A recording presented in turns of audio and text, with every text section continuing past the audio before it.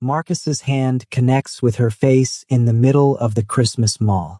The crack echoes through the food court. Shoppers freeze. Children stop mid-step. But the woman he just struck, his ex-girlfriend Diane, the one he left broke and broken 3 years ago, doesn't flinch. She simply turns her head back slowly, and the diamond on her finger catches the light. A diamond that costs more than everything Marcus has ever owned. Inside the luxury shopping bags at her feet are receipts totaling $47,000. What nobody knew was that the poor girl from the projects is now wearing a coat that costs more than Marcus's car. But that's just the beginning. The 6 men in black suits who materialize from the crowd aren't mall security. The way they move, the way their hands go to their waists. Marcus has seen that stance before, but never directed at him. Marcus Thompson thought he'd traded up when he left Diane for a woman with a degree and a downtown condo. He believed the struggling waitress he abandoned would stay exactly where he left her, desperate, alone, begging for him back. 2 weeks ago, he sent her a message on Instagram saying he missed what they had, expecting her to come running. She never even opened it, and that silence should have been his first warning. Today, he spotted her from behind in the Christmas crowd, looking too polished, too confident, too unbothered. The rage hit him before logic could. How dare she look happy without him? The slap came from that rage. What happened next would reveal a transformation so complete, so protected, so dangerous, that Marcus's moment of violence would become the worst mistake of his life. But before I show you how a single slap triggered a response that shut down an entire shopping district, you need to understand how the girl Marcus threw away like trash became untouchable. Because Diane's transformation didn't start with money or marriage. It started 18 months ago, in the hospital where she worked double shifts just to survive. When a man with a bullet wound and a Korean accent refused treatment from anyone but her. She thought she was just doing her job. She had no idea she was saving the one person in the city no one dared to cross.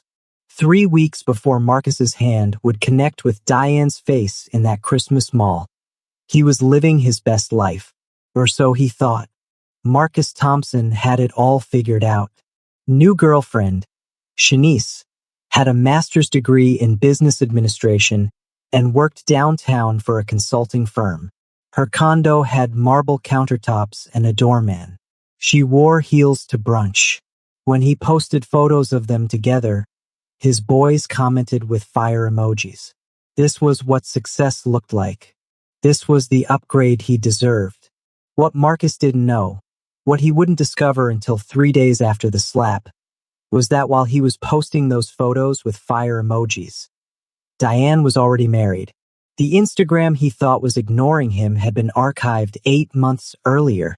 He was sending messages into a void. He'd scroll past Diane's profile sometimes, out of curiosity more than concern. Her page was private now, profile picture some generic sunset photo. No posts visible. No signs of life. Good, he thought.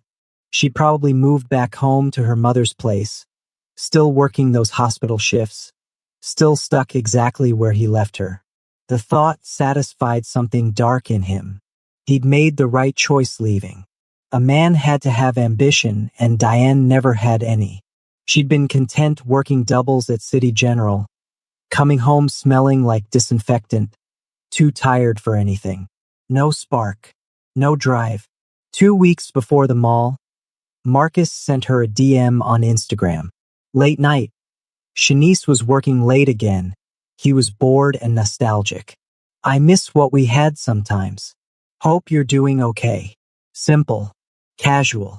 Expected her to respond within the hour, maybe suggest coffee, maybe admit she missed him too. She never even opened it. That silence bothered him more than he wanted to admit. Read receipts turned off. No response. Who did she think she was? Now, what Marcus thought was simple ghosting, what he believed was Diane being bitter or playing hard to get, was actually something else entirely. Here's what he didn't discover until 3 days after the slap. sitting in a police station waiting room, staring at his phone with shaking hands. Diane never saw that message because her Instagram account had been archived 8 months earlier. The phone number he had for her had been disconnected for over a year. The Diane he thought was ignoring him no longer existed in any system he could access. She'd been erased from his world so completely that his message had been screaming into a void. But I'm getting ahead of myself. Back on that December afternoon, Marcus had no idea he was trying to contact a ghost. December 22nd, 2 days before Christmas Eve. The Westfield Mall was packed. Marcus wasn't usually a last-minute shopper, but Shanice had mentioned wanting something special from the Burberry store, something that proved he was serious about their relationship. He was walking past the food court, dodging strollers and shopping bags, when he saw her, a woman in a red blazer and white pants, standing near the Christmas display with the massive poinsettias, designer shopping bags at her feet, hair done professionally, not the simple ponytail Diane used to wear to save time. The way she stood, poised and unhurried, like she belonged in this space, like the world would wait for her. From behind, she looked like money. New money, the kind that made people look twice. Then she turned slightly to adjust one of her bags. The profile hit him like cold water. The slope of her nose, the curve of her jaw. Diane? His Diane. His broke, tired, going nowhere Diane was standing in front of him wearing an outfit that cost more than his monthly rent. The rage came hot and instant. How dare she? He'd left her with nothing. She'd cried, begged him to reconsider, told him she needed him. And now she was here, looking like she'd never needed anyone in her life, looking better than Shanice on her best day. She was supposed to still be struggling.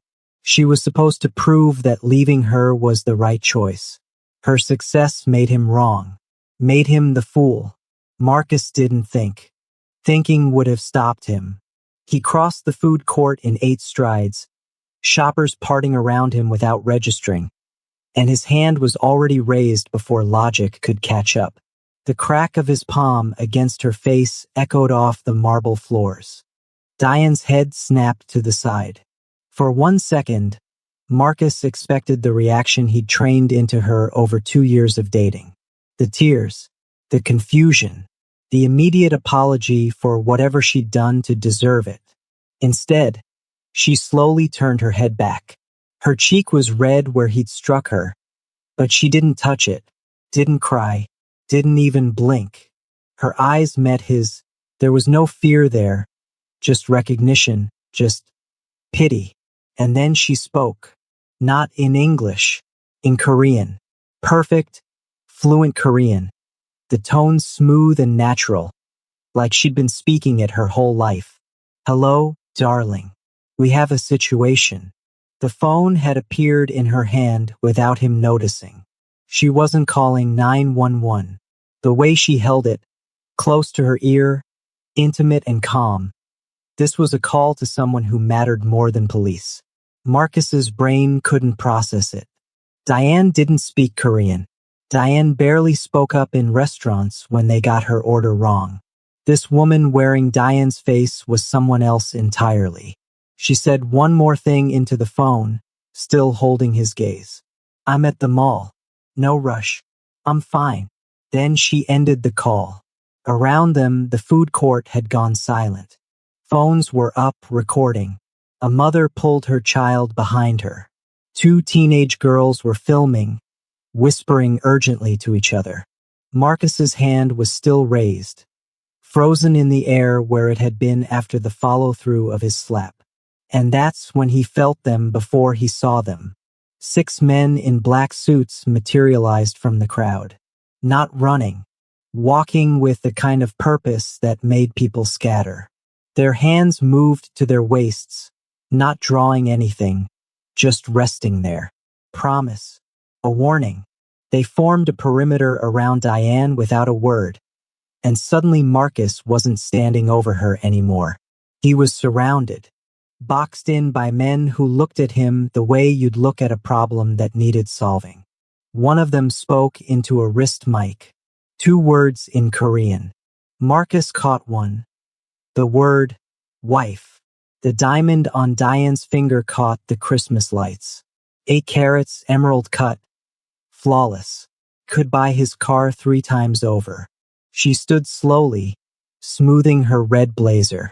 The movement was unhurried, graceful. She collected her shopping bags, Burberry, Gucci, Cartier, $47,000 in receipts Marcus would later see on the viral video. Clear enough to zoom in and read. Marcus, she said quietly, in English now. Her voice was calm, almost kind. You should leave. But he couldn't move. The men in suits hadn't touched him, but he couldn't move. Who? His voice cracked. Who the fuck are you? She smiled then, small and sad. Someone you don't know anymore.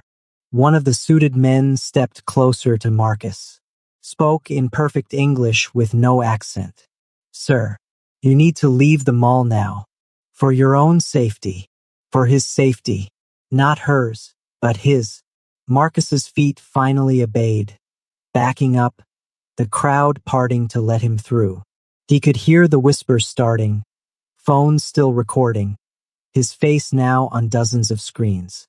He made it to his car before his hands started shaking. But the calm in Diane's eyes, the complete absence of fear, that didn't come from money or marriage. To understand how a woman sleeping in her car became untouchable, we need to go back to the night that changed everything. 18 months ago, the moment she saved the wrong man's life. City General Hospital, emergency room. 2:17 a.m. on a Thursday in June, 18 months before the slap. Diane was on hour 14 of a double shift. Her scrubs had a bleach stain on the left knee and a small tear near the shoulder seam she'd been meaning to fix for 3 weeks. She'd eaten half a pack of crackers from the vending machine at 11 p.m. That was dinner. Outside in her car, a 2004 Honda Civic with a broken passenger window covered in plastic, were 2 blankets and a pillow. She'd been sleeping there for 5 days since her landlord changed the locks. Eviction. She'd been short on rent for 2 months, picking up every shift she could, but it wasn't enough. It was never enough. For hours earlier, sitting in that car during her break, she'd cried until her ribs hurt. Then she'd wiped her face, gone back inside, and decided something. She would never be this vulnerable again. Whatever it took, however long it took, she would become someone who couldn't be broken. She had no idea that in 3 hours that promise would be tested. The ambulance bay doors crashed open. Not unusual, but the men who came through weren't paramedics. For Korean men in expensive suits, stained with blood. They were carrying a 5th man between them, his black coat soaked through, face pale as paper. We need a doctor. Now. The one in front spoke English with a thick accent. His eyes were hard, scanning the room like he was calculating exits. Diane moved on instinct, pulling a gurney over. Put him here. What happened? Kitchen accident. The lie was obvious. The wound in the man's side was from a blade, possibly 2. Deep, professional. The injured man's eyes opened. He looked at Diane, focused despite the blood loss. Said something in Korean to his men. They responded rapidly, arguing with him. He says he wants you to treat him. The man in front translated. Only you. I'm a nurse, not a surgeon. He says you. Only you. The man's hand moved to his waist. Not a threat exactly, but a clarification of priorities. Diane looked at the patient. He was still watching her. His eyes were dark, intelligent, calculating even through pain. He said something else in Korean. This time it was a question.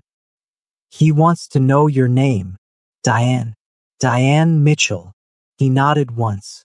Then, in careful English, I trust you, Diane Mitchell. She looked at the wound. He was dying. 15, maybe 20 minutes without surgery. The men around him looked like they'd shoot their way out before they'd let her call the police, which this clearly required. She made a choice. Operating room 2. Now, and I need someone to assist. Real medical staff, not you. She pointed at the men. You stay in the waiting area or I walk away. The leader started to object. The patient raised one hand, spoke firmly in Korean. An order. The men hesitated, then stepped back. They moved him 2 or 2. Diane called in Dr. Santos, a surgeon who'd learned to ask fewer questions during night shifts in this part of the city. Together they worked for 6 hours. 2 liters of blood. 63 stitches. Diane's hands didn't shake once. When it was done, when the patient was stable and sleeping, one of the suited men approached her in the hallway. He placed an envelope on the nurse's station. Thick, heavy. For your discretion. Diane opened it. $50,000 in cash. I can't accept this. The man's eyebrows raised. You saved his life. I did my job. I don't take money for that. She pushed the envelope back across the counter. The man stared at her for a long moment. Then he took the envelope, bowed slightly, a gesture that seemed formal, ritualistic, and walked away. Diane filled out the intake paperwork. Kitchen accident. The story no one would believe but everyone would accept. She didn't know that the man whose life she'd just saved was Jin-Woo Park. She didn't know that his name controlled half the underground economy in the city. She didn't know that refusing his money had done something no amount of money could buy. It had earned his respect. She didn't know that from that moment on, she would never be invisible again. And when she walked out to her car at 8:47 a.m., exhausted and hungry, planning to sleep for 3 hours before her evening shift, she had no idea that Jin-Woo Park had already opened his eyes in recovery, asked who she was, and made a decision that would change both their lives forever. Marcus sat in his car in the mall parking lot, hands still shaking, watching the entrance like someone might come after him. They didn't. 20 minutes passed. 30. Nothing. He pulled out his phone. His hands were steadier now, but his mind was racing. Who was that woman? Because she wasn't Diane. Diane didn't speak Korean. Diane didn't have security. Diane definitely didn't have a ring that could pay off his car loan 5 times over. Marcus typed her name into Google. Nothing. He tried Diane Park on a hunch. Korean last names were common. Still nothing, no Facebook, no Instagram, no wedding announcements. It was like she'd been erased. Then his phone buzzed. Unknown number. Just 2 words. You fucked up. And a link. Marcus's stomach dropped before he even clicked it. The link opened to Twitter. A video, already at 127,000 views and climbing, posted 11 minutes ago. The video was crystal clear. Mall security camera angle. He could see himself crossing the food court, his face clearly visible. Diane sitting by the poinsettias, her back to him, his hand coming down. The crack is audible even through the camera's audio. Her head snapping to the side. And then everything else. Her turning back. Her calm face. The phone call.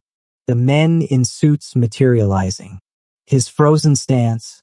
Hands still up like he'd been caught in a photograph. The caption. Man slaps wrong woman at Westfield. FAFO in real time.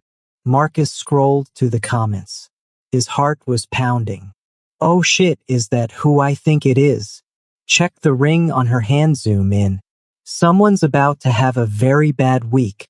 Bro doesn't know, does he? That's JP's wife. That man is cooked. Who's JP? If you have to ask, you're lucky.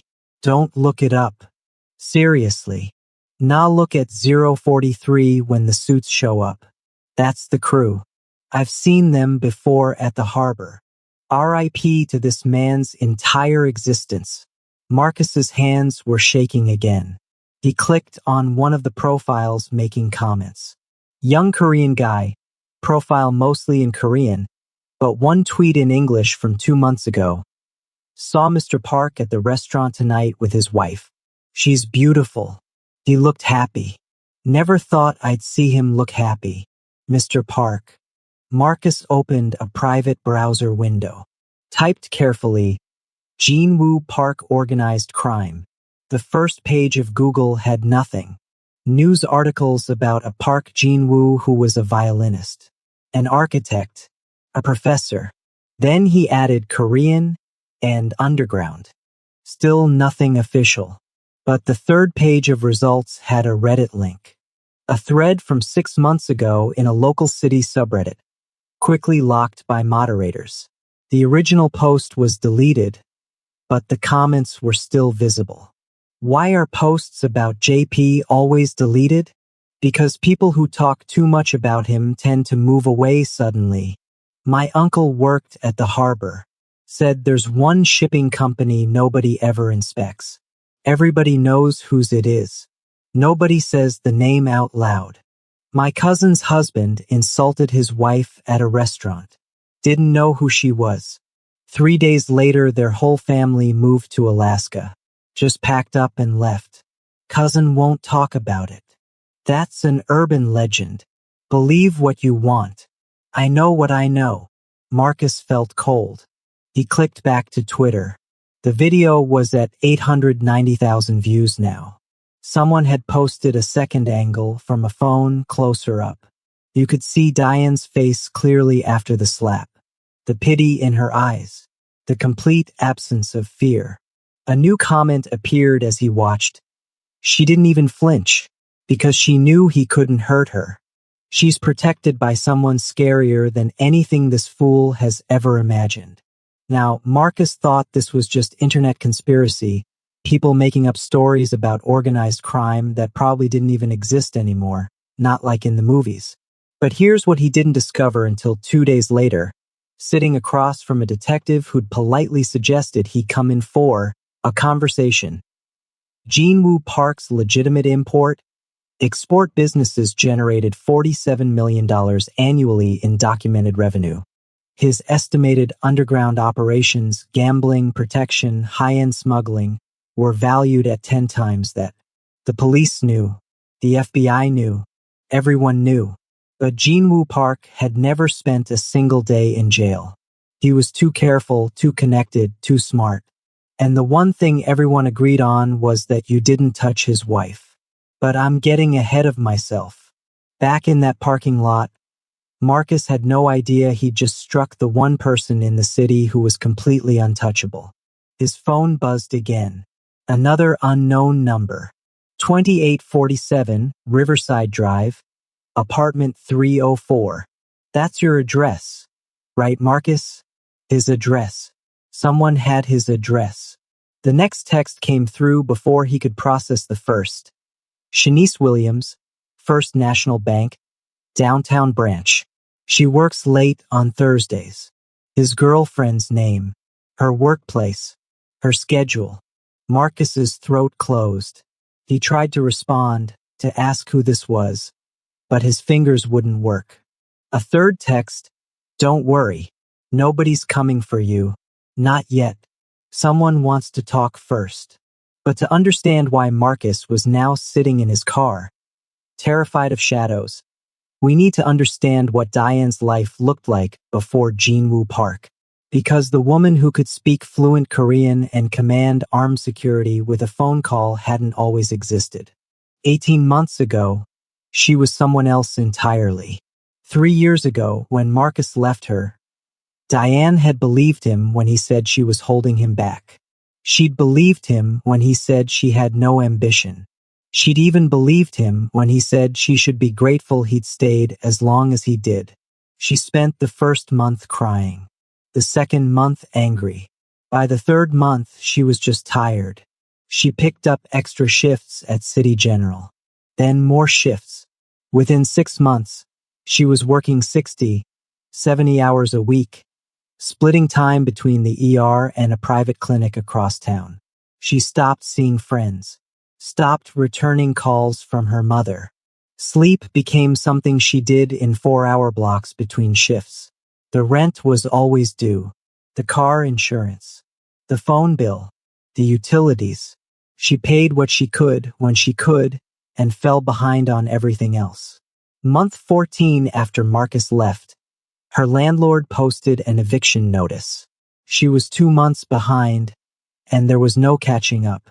She had 11 days to vacate. She didn't tell anyone. What was there to say? That she'd failed? That Marcus had been right about her? On day 8, she packed everything that mattered into her car. 2 boxes of clothes, a photo album, her nursing textbooks. She left the furniture, left the dishes, left the life she'd tried to build. The night they changed the locks, Diane sat in her Honda Civic in the hospital parking lot and did the math. She had $847 in her checking account. Her car insurance was due in 3 days, $230. She owed 2 months on her phone, $156. Gas to get to work and back for the next 2 weeks, roughly $80. That left $381 for everything else. Food, toiletries, parking if she couldn't find free spots. She couldn't afford an apartment. Even a studio required first month, last month security deposit. She'd need $3,000 minimum, and it would take months to save that while living in her car. The car that was now her home. She cried that night.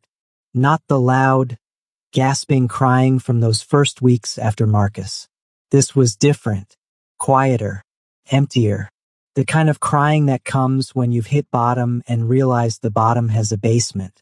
She was 27 years old, a registered nurse, working 70 hours a week, and she was homeless. At 11:47 p.m., she stopped crying. She wiped her face with the sleeve of her scrubs, the same scrubs she'd been wearing for 3 days because she'd left her clean ones in the apartment. She ate 5 crackers from the pack she'd bought from the vending machine. That was dinner. Then she made herself a promise. She would survive this, and when she came out the other side, she would never, ever be this vulnerable again. She would become someone who couldn't be broken, someone who didn't need anyone, someone who chose her own life instead of accepting whatever scraps were offered. She had no idea that in less than 4 hours, a man would come through the ER doors bleeding from a knife wound, would look at her and see something no one else had seen in months, her dignity, still intact despite everything, and would decide she was worth protecting. She had no idea that refusing his money would matter more than accepting it. She had no idea that the worst night of her life was about to become the first night of something entirely different. At 2:03 a.m., she clocked in for her shift. Her badge still worked. Her scrubs still fit. She still knew how to save lives even when she couldn't save her own. And at 2:17 a.m., 4 men in expensive suits would crash through the ambulance bay carrying a 5th man who was dying, and Diane Mitchell's old life would end forever. Marcus made it home somehow. He didn't remember driving. One moment he was in the mall parking lot staring at his phone. The next he was sitting in his apartment with all the lights off, watching the view count on the video climb past 2 million. His phone rang. Unknown number. He let it go to voicemail. It rang again. Same number. On the 3rd call, he answered. Mr. Thompson. The voice was male, calm, American accent with no trace of anything else. My name is David Chun. I work for someone whose wife you struck today. I'm parked outside your building. We should talk. Marcus looked out his window. 4th floor, view of the parking lot.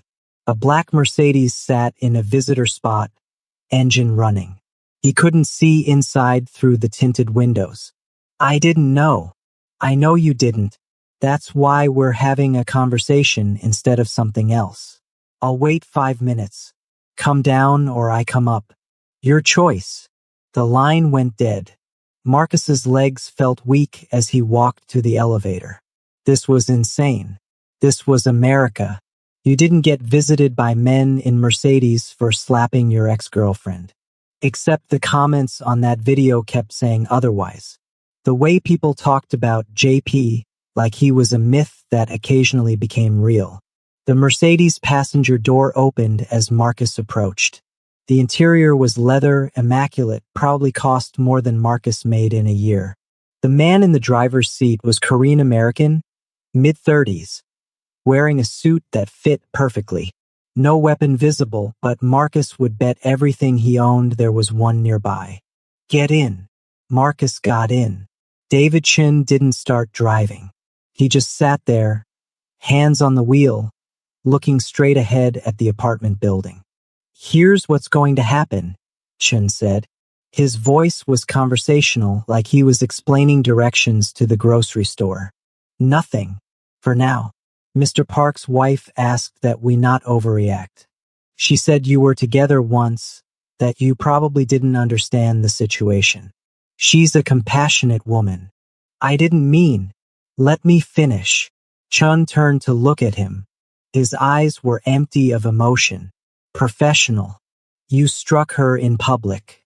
In our culture, a wife's dignity is her husband's honor. You didn't just hit Diane. You disrespected Mr. Park in front of witnesses, in front of cameras. That video has 4.2 million views right now. Marcus's mouth was dry. I'm sorry. I'll apologize. I will. You'll do nothing. You'll say nothing. You won't contact her. You won't mention her name. You won't tell the story at parties. You'll go about your life, and you'll be grateful Mrs. Park is the kind of person who believes in second chances. Chun reached into his jacket. Marcus flinched. But Chun pulled out a tablet, not a weapon. He tapped the screen a few times, then handed it to Marcus.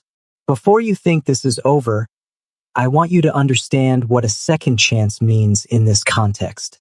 The tablet showed a news article from 8 months ago.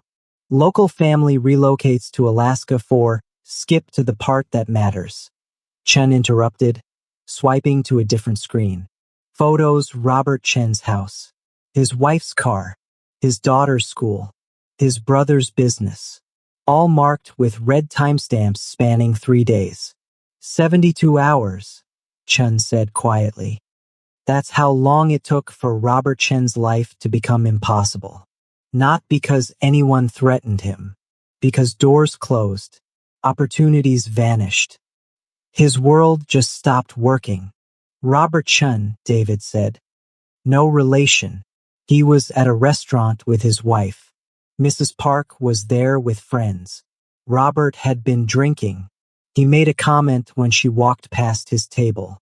Something crude about her appearance. He thought he was being funny. Chun swiped to another article. 3 days later, his employer discovered irregularities in his work.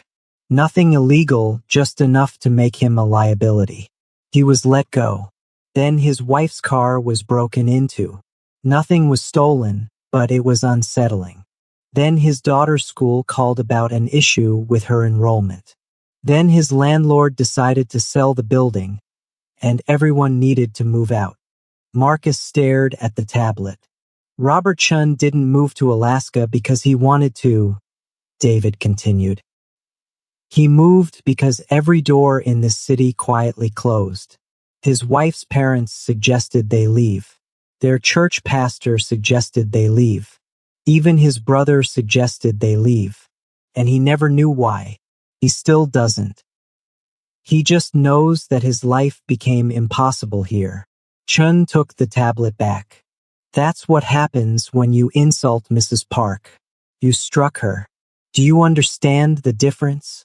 Marcus nodded. His throat was too tight to speak. Good. Now, Mrs. Park has asked that we give you time to understand what you've done. To reflect. No one will bother you. But if you speak about this, if you contact her, if you do anything that suggests you haven't learned, Chen's voice stayed perfectly calm. Robert Chun will have company in Alaska. Marcus got out of the car on shaking legs. The Mercedes pulled away slowly. No rush, no drama. Just gone. Back in his apartment, Marcus did what Chun had told him not to do. He researched. He went deep into forums, old news articles, archived posts. He found patterns. A business owner who'd refused to pay protection money to the Korean syndicate. His restaurant had a fire 6 months later. Electrical issue. No proof of arson. But he never reopened. A prosecutor who'd pushed too hard on a case involving Korean organized crime. She was transferred to a different department. A lateral move. Her career just stopped advancing. A journalist who'd written an exposé on underground gambling operations. Nothing happened to him directly, but his sources dried up. His editor assigned him to other stories. The exposé never ran. Now, Marcus thought these were just coincidences, urban legends, the kind of stories people tell to make organized crime seem more powerful than it really is. But here's what he didn't discover until a week later, when his own bank called to tell him there was a temporary hold on his accounts pending a routine audit. Jinwoo Park didn't need to be directly violent because he'd spent 15 years building a network of influence that made violence unnecessary. Judges owed him favors. Police captains looked the other way. Business owners paid tribute disguised as consulting fees. The legitimate world and the underground world had merged so completely that you couldn't tell where one ended and the other began. Power wasn't about guns anymore. It was about knowing which phone calls to make. But I'm getting ahead of myself. Back in his apartment, Marcus had no idea that the routine audit was already being scheduled. Marcus couldn't understand how his Diane, who'd been so powerless, had become the center of this protected world. The answer was in what he'd never bothered to see when they were together. Her value had always been there. He'd just been too blind to recognize it. To understand that we need to go back to the weeks after Jinwoo left the hospital. Diane didn't hear from him. She'd saved his life, refused his money, and assumed that was the end of it. She went back to her car, her crackers, her double shifts. Life continued its grinding rhythm. 3 weeks after the surgery, she arrived at the hospital for her evening shift and found an envelope in her locker. Inside was a paid receipt for 3 months of car insurance. The note attached said only, "So you don't have to worry. JW." She stood there holding it, not understanding. The insurance company's name was one she'd mentioned to a coworker weeks ago, frustrated that they kept raising her rates. But she'd never told the patient in or two about her car insurance. She'd never mentioned living in her car, which meant he'd looked into her life, found out what she needed, paid for it without asking. The next week, her hospital badge suddenly gave her access to the staff gym and showers. She hadn't requested the upgrade. When she asked HR, they said there'd been a clerical error, and she'd always been supposed to have that access. The week after that, she found a box in her locker. Inside were clean scrubs, her exact size, better quality than the hospital provided. The note, "You deserve clothes without holes. JW." She didn't know how to feel about any of this. Grateful? Uncomfortable? Suspicious? But she kept the scrubs. Jinwoo Park didn't approach Diane directly for 2 months. He watched from a distance, learning who she was when no one was watching. He saw her share her lunch with a homeless woman outside the hospital. Half a sandwich, the only food she'd brought for her 12-hour shift. He saw her stay late to comfort a patient's family when she could have clocked out. He saw her pull coins from her car's cup holder to buy coffee for a coworker who'd had a bad day. What Jinwoo saw was something rare in his world. Genuine dignity. Not the performance of dignity, the kind people put on when they want something, but the real thing. The kind that exists even when you're sleeping in your car. The kind that doesn't disappear when life gets hard. In Korean organized crime, honor isn't just a word. It's the foundation of everything. The reason people follow you. The reason they stay loyal even when following you becomes dangerous. Jinwoo had built his entire organization on honor, on keeping his word, on protecting what was his. And he'd never met a woman who understood honor the way Diane did, not because she'd been taught it, but because it was simply who she was. The first time he spoke to her directly, it was at a coffee shop near the hospital. He was sitting at a corner table. She walked in after a night shift, exhausted, counting quarters for a small coffee. Diane Mitchell. His voice made her turn. She recognized him immediately. The patient from or to. He looked different now, healthy, powerful, wearing a suit that probably cost more than her car. But his eyes were the same. Intelligent. Evaluating. "You're the kitchen accident," she said. He smiled. "May I buy you coffee? And perhaps breakfast?" She hesitated. "I don't take money from patients." "I remember. That's why I'm asking to buy you a meal, not give you cash." "There's a difference." She studied him. He met her gaze evenly, no pressure, no expectation. Just an invitation. "One breakfast," she said. They talked for 2 hours. He asked about her life, not invasively, just curious. She asked about his import business. He answered honestly enough that she understood what he really was, and vaguely enough that she could pretend not to. When they left, he didn't ask for her number.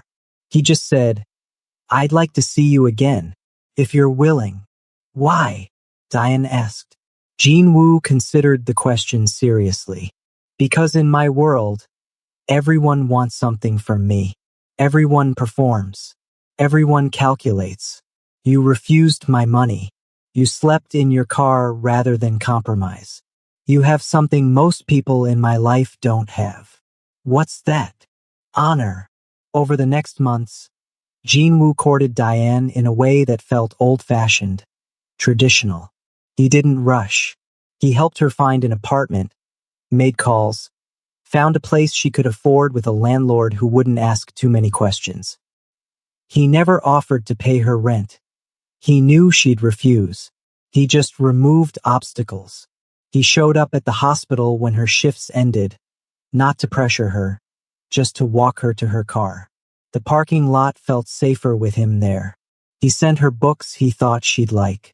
He listened when she talked about her dreams of finishing her nursing degree properly, becoming a nurse practitioner. He took her seriously. What Diane didn't know, what she wouldn't learn until much later, was that Jean Wu's entire organization was watching this courtship. His lieutenants, his advisors, his family back in Korea. They all had opinions about him choosing a black woman from poverty, someone with no connections, no family wealth, no strategic value. And Jean Wu made it clear that anyone who disrespected her would answer to him personally. By month 12, when he asked her to marry him, Diane understood what she was saying yes to. Not just a man, an entire world. A world where respect was currency and honor was law. The traditional Korean wedding ceremony took place in a private room with only family and close associates present. Jean Wu's mother and aunts had flown in from Seoul. They dressed Diane in a traditional hanbok, red and gold, and taught her the formal bows. When Jean Wu's mother bowed to her, a gesture of welcoming her into the family, Diane understood she wasn't just becoming someone's wife. She was becoming protected, untouchable, a person whose dignity was now tied to the honor of everyone in that room. And when Marcus Thompson raised his hand in that Christmas mall 18 months later, he wasn't just striking Diane. He was striking the honor of every person who'd bowed to her that day, every person who called Jean Wu their boss, every person who understood that Mrs. Park's dignity was not negotiable. Marcus still didn't understand this. Not yet. But he was about to learn exactly what it meant to strike someone whose dignity an entire organization had sworn to protect. The morning after David Chen's visit, Marcus woke up to 17 missed calls. None from numbers he recognized. His hands were still shaking from the night before, the Mercedes, the comm threat, the tablet showing what happened to people who crossed Mrs. Park. He called in sick to work. His boss, Kevin, sounded annoyed but didn't push.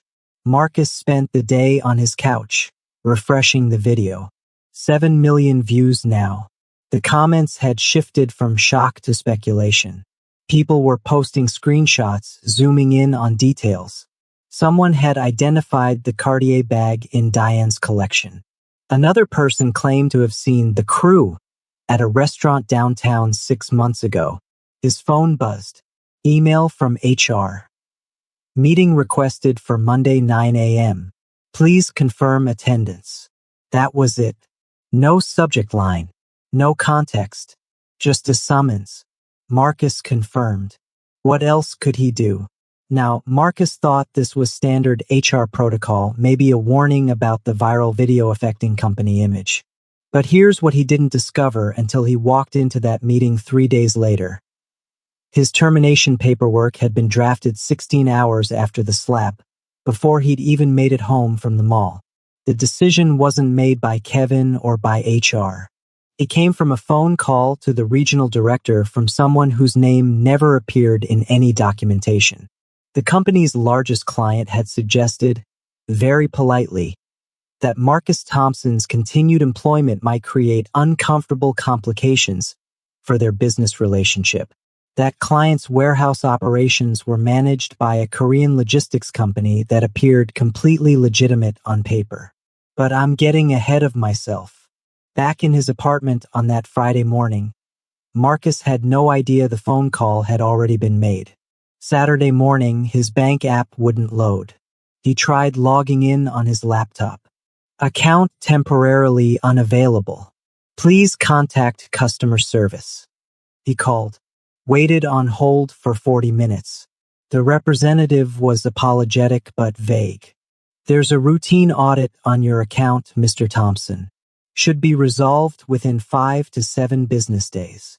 What kind of audit? I don't have those details. The notice just says routine verification. His checking account, his savings account, both frozen. He had $340 in his wallet and half a tank of gas. This is illegal, Marcus said. His voice cracked. You can't just freeze someone's money. The audit is within our terms of service, sir. We'll contact you once it's resolved. Sunday, his landlord called. Mr. Patterson had always been easy to deal with. Barely raised rent in 3 years. Fixed things promptly. Now his voice was different. Formal. Distant. Marcus, I need to inform you that I won't be renewing your lease. What? It's not up for another 7 months. I'm invoking the 60-day termination clause. Section 14B. My daughter's moving back from college. Needs a place to stay. Your daughter's in California. She's a sophomore. I met her last summer. Silence on the line. Then, plans change. You'll have 60 days from today. Marcus's hands were shaking again. This is because of the video. Someone got to you. I don't know what you're talking about. I'm simply exercising my rights as... How much did they pay you? Mr. Patterson hung up. Marcus sat on his couch, phone in his hand, trying to understand how his life was collapsing without anyone actually doing anything to him. No one had threatened him directly. No one had broken any laws. His bank account was under routine audit. His lease had a termination clause. His HR meeting was standard protocol. But every door was closing. He thought about Robert Chun, the man in David's tablet. The family who moved to Alaska because their life became impossible.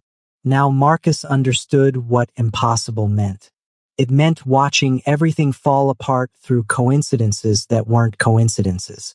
It meant knowing exactly who was doing it but having no way to prove it, no way to fight back. He opened his laptop and started typing an apology. To Diane. He'd send it through what? Her Instagram was gone.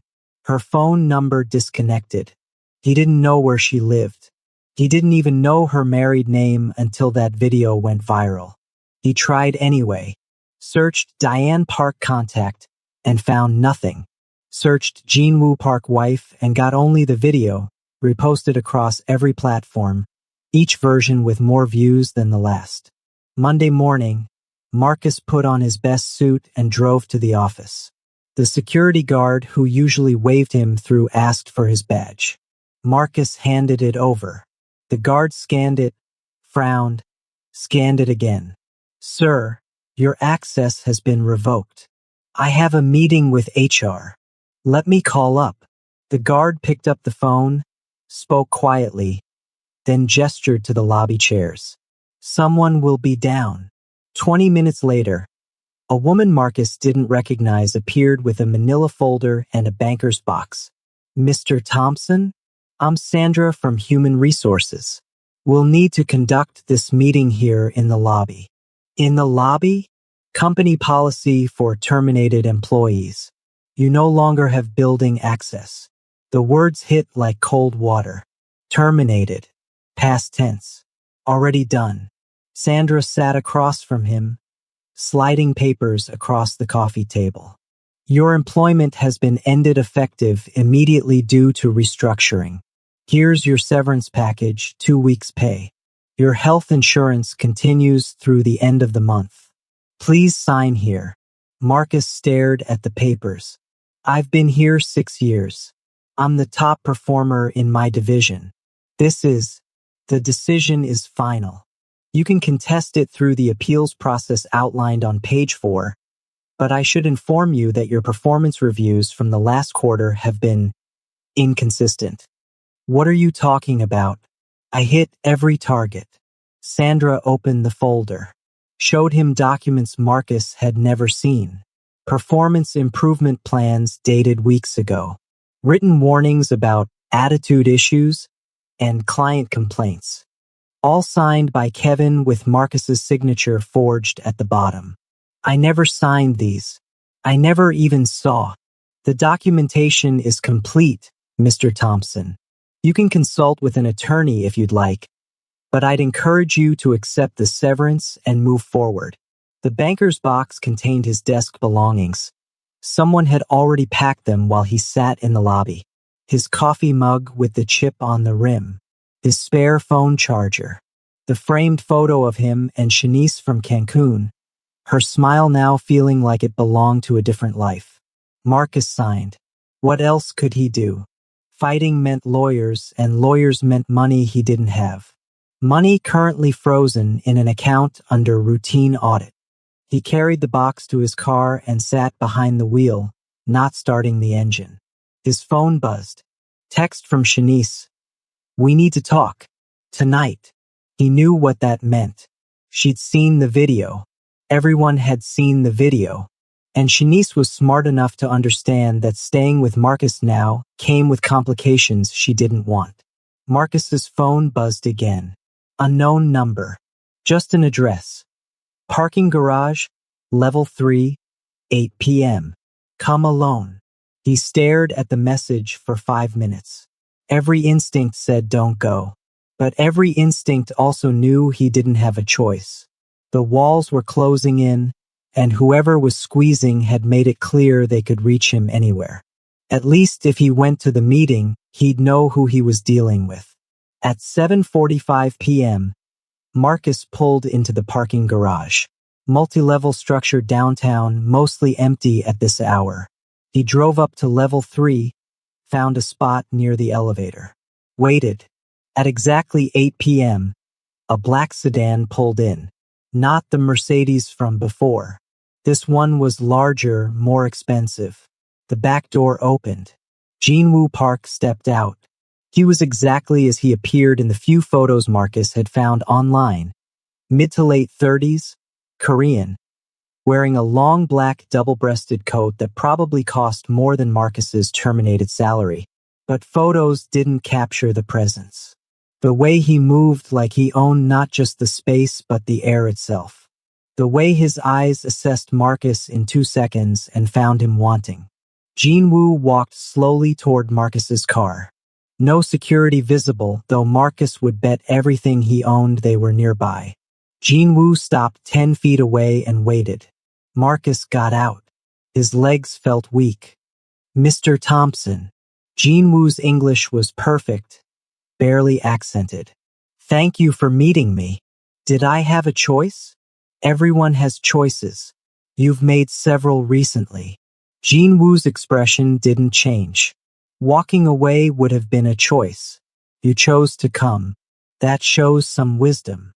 Marcus forced himself to stand straight. I didn't know. About Diane. About you. I swear I didn't know. I believe you. Jean Wu's hands were in his coat pockets. Posture relaxed. If you'd known, you would have been more careful. But ignorance doesn't erase action. You struck my wife in public. You disrespected her in front of witnesses. In my culture, a wife's dignity is inseparable from her husband's honor. You didn't just hurt Diane. You challenged me. I'm sorry. I'll apologize to her. I will. She doesn't want your apology. Jean Wu's voice was soft, almost kind. She told me you were together once, that you left her when she had nothing, that you believed she would stay nothing. Your shock at seeing her happy, that was what made you violent. Marcus couldn't speak. My wife, Jean Wu continued, has asked me to be lenient. She says you're not worth the trouble. That hurting you would make her no better than you. He smiled slightly. She's more merciful than I am. What do you want? I want you to understand what you've done. Not just the slap. The years before. The way you treated her when you thought she had no power, no value, no future. You see, Mr. Thompson, my wife has honor.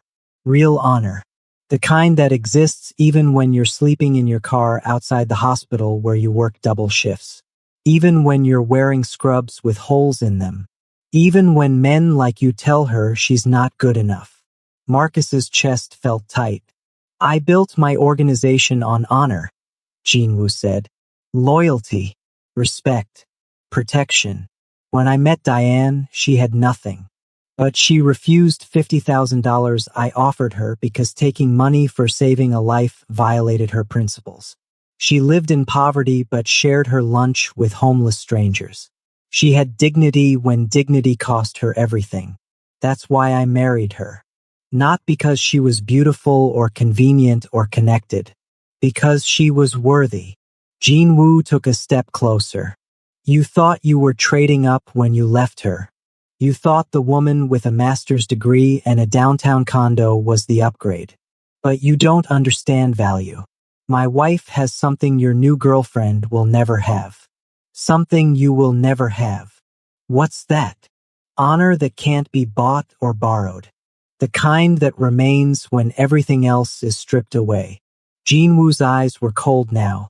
That's what you struck when you raised your hand. And that's why what happens next isn't revenge. It's consequence. Marcus's voice came out as a whisper. What happens next? You've already felt it beginning. Your job, your apartment, your bank accounts, all perfectly legal, all perfectly coincidental. No one broke any laws. No one threatened anyone. Things just became difficult for you. Make it stop. Please. It will stop, Jean Wu said. When you've learned what my wife learned when you abandoned her. What it feels like to have the ground disappear beneath your feet. What it costs to rebuild yourself from nothing. You'll work lower-paying jobs. You'll struggle with rent. You'll understand what survival actually means. And maybe you'll become someone with actual honor. Jean Wu turned to leave, then paused. My wife asked me to tell you something. She said to say she's not angry.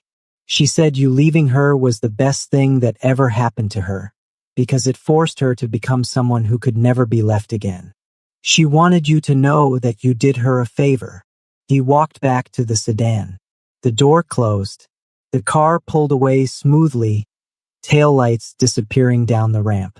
Marcus stood alone in the parking garage, surrounded by concrete and fluorescent lights, finally understanding that the worst part wasn't what was happening to him. The worst part was that Diane didn't even care enough to be angry. Marcus thought the parking garage meeting was the end. Jean Wu had delivered his message. The consequences had already begun. and there was nothing Marcus could do to stop them. He drove home in silence, Jinwoo's words echoing in his head. You did her a favor. But 3 days later, his phone rang. A number he didn't recognize, but by now he'd learned to answer those calls. Mr. Thompson. A woman's voice. Professional, calm. Mrs. Park would like to meet with you. Tomorrow, 2 p.m. I'll text you the address. The line went dead before Marcus could respond. The address arrived 2 minutes later. It led to a glass building downtown. Suite 807, Phoenix Foundation. Rising from the ashes to help others rise. Marcus's throat tightened reading the plaque. Diane appeared at exactly 2 p.m. Red blazer, white pants, the same outfit from the mall. Deliberate. She wanted him to remember. Come in, Marcus. She slid a single sheet across the desk. Contract. He scanned the terms. Public apology, community service, counseling, restraining order. His consequences reduced to bullet points. If you sign this, Diane said, everything else stops. Your bank accounts unfreeze. Your landlord finds a way to let you stay. You'll still need to find a new job, but the blacklist ends. You'll be able to work again, just not in management. Not in positions of power over others. Marcus stared at the paper. And if I don't sign, then what's happening now continues. For as long as my husband decides it should. You saw what happened to Robert Chin. He moved to Alaska because every door closed. You'll find doors closing too. Not just here. Everywhere. You'll move cities and it will follow you. You'll change industries and it will find you. Because the truth is, Marcus, my husband has resources and patience that you can't imagine. Marcus's hands shook. Why are you giving me a choice? Diane leaned back in her chair. The afternoon light behind her made her look ethereal, untouchable. Because when you left me 3 years ago, you told me I should be grateful you stayed as long as you did. You told me I was holding you back, that I had no ambition, no future, no value. Do you remember? He nodded, couldn't speak. I believed you, Diane said softly. For months, I believed I was worthless. I believed that sleeping in my car and working 70 hours a week just to survive was all I deserved. I believed that being abandoned was my fault. Tears started forming in Marcus's eyes. But then I met someone who saw value in me when I had nothing to offer, who saw dignity in me when I was at my lowest, who gave me protection not because I earned it, but because he believed I was worth protecting. Diane's voice never wavered. Jinwoo taught me that how people treat you when you have no power reveals who they are, not who you are. You. I'm sorry, Marcus whispered. I know you are, now. But you weren't sorry when you were with Shanice posting pictures, enjoying your upgrade. You weren't sorry when you sent me that message 2 weeks ago saying you missed what we had. You were only sorry when you discovered I had power. When you realized I wasn't beneath you anymore. Diane stood, walked to the window. I'm not angry, Marcus. I'm actually grateful. You leaving forced me to become someone who could never be left again. Someone who built her own value instead of accepting whatever scraps were offered. You taught me that lesson. It just cost more than you expected. She turned back to face him. Sign the contract. Do the community service. Learn what I learned, that dignity isn't about money or status. It's about how you treat people when you think no one's watching. When you think they can't fight back. That's where character lives. Marcus picked up the pen on her desk. His hand was shaking so badly he could barely write. But he signed. Every page. Every clause. Diane collected the papers, slipped them back into the folder. The women's shelter where you'll do your hours is 3 blocks from here. They help women who've left abusive relationships. Women who've lost everything. Women who are sleeping in their cars and working doubles and wondering if they'll ever be safe again. You'll meet them. You'll hear their stories. And maybe you'll understand why what you did at that mall mattered. She walked to the door, opened it. You can go now. Marcus stood, walked to the doorway, then stopped. Are you happy? Really? Diane smiled. Small. Genuine. Yes, I have work that matters. Partner who respects me. Resources to help others. I'm happy because I chose this life instead of accepting whatever was offered. That's the difference between us, Marcus. You're still waiting for life to give you what you deserve. I built what I deserved. Marcus left. The elevator ride down felt longer than the ride up. He emerged onto the street, blinking in the afternoon sun, holding the copy of the contract Diane had given him. His phone buzzed. Bank app notification. Account restrictions lifted. Another text from his landlord. Good news. Found a solution. You can stay. Everything Jinwoo had set in motion was stopping. Because Diane had asked. Because she'd chosen mercy over revenge. Marcus walked 3 blocks to the women's shelter. Stood outside for 10 minutes, gathering courage, before going in to register for his community service hours. Inside, a woman at the front desk smiled at him. You must be Marcus. Mrs. Park called ahead. Said you'd be starting today. She handed him a schedule. Your first shift is Saturday. We need help in the kitchen and with childcare. You'll be working directly with residents. Marcus took the schedule, nodded, thanked her. He didn't know it yet, but on his 3rd Saturday, he'd meet a woman named Patricia who was sleeping in her car with her 2 kids, working 3 jobs, trying to save enough for an apartment deposit. He'd hear her story and see himself in it, not as the victim, but as every person who'd ever made her feel small. And something would shift, but that was still weeks away. Today, 2 years after the slap, Marcus Thompson works in customer service. Not management, never management again. He drives a used Toyota and lives in a 1-bedroom apartment in the same neighborhood where Diane used to sleep in her car. He chose that apartment deliberately. A reminder, the viral video still exists. 9 million views. Someone recognizes him maybe once a month.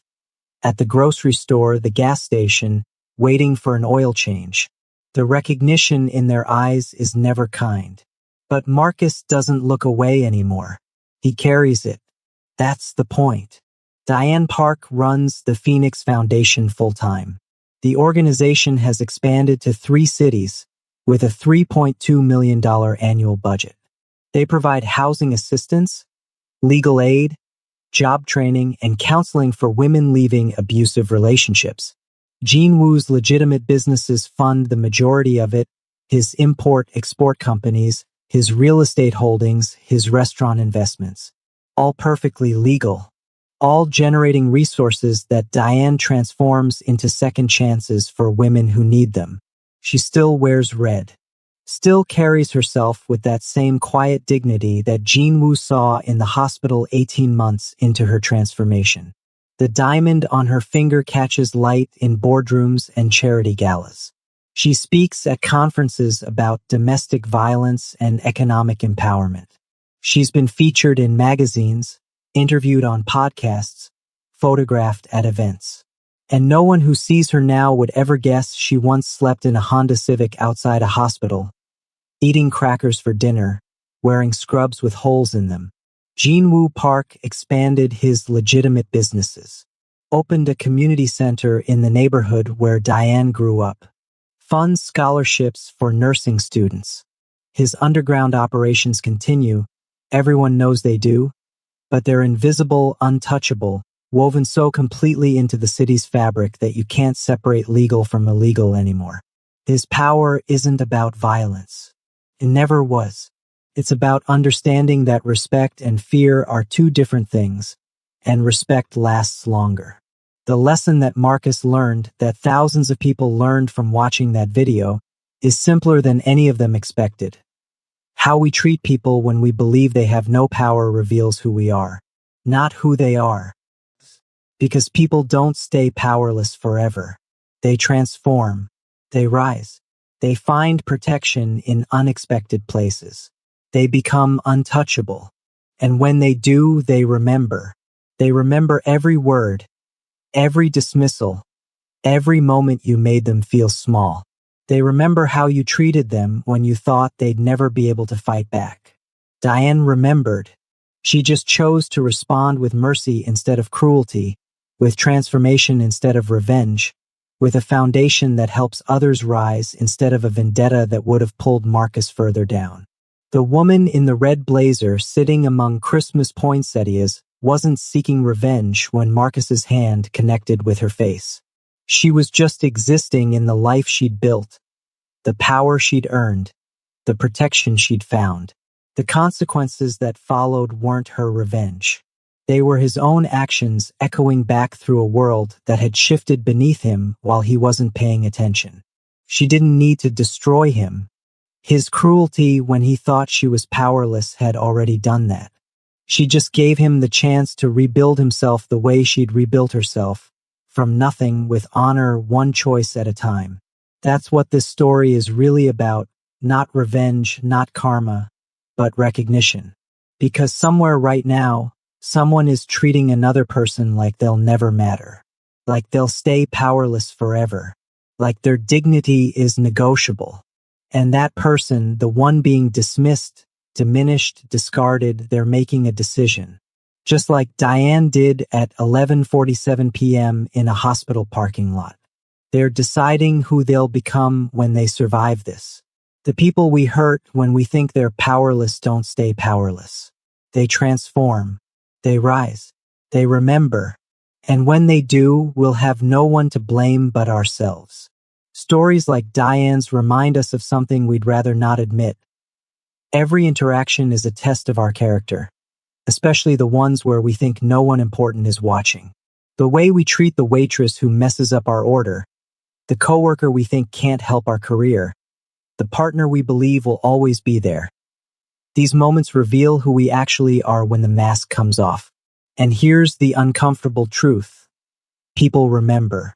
Not because they're keeping score, but because dignity, once violated, leaves a mark that doesn't fade even when circumstances change. What makes Diane's story stay with us isn't the dramatic reveal at the mall or even Jean Woo's calculated response. It's her choice at the end. She had every right to let Marcus drown in the consequences of his own cruelty. Instead, she threw him a rope, not to save him from accountability, but to give him the same chance at transformation that her lowest moment had forced upon her. That's the kind of strength that only comes from surviving your own rock bottom. That's the kind of mercy that can only be offered by someone who's learned what it costs to rebuild yourself from nothing. So many of you have told me that these stories of hidden strength and unexpected justice resonate because you've either been the person sleeping in their car, holding on to dignity by a thread, or you've witnessed someone's transformation and wished you'd treated them differently when they had nothing. Thank you for spending this time with Diane's journey. Her story, like all the ones we explore here, isn't just about what happened to one person. It's about recognizing ourselves in the spaces between their choices and ours.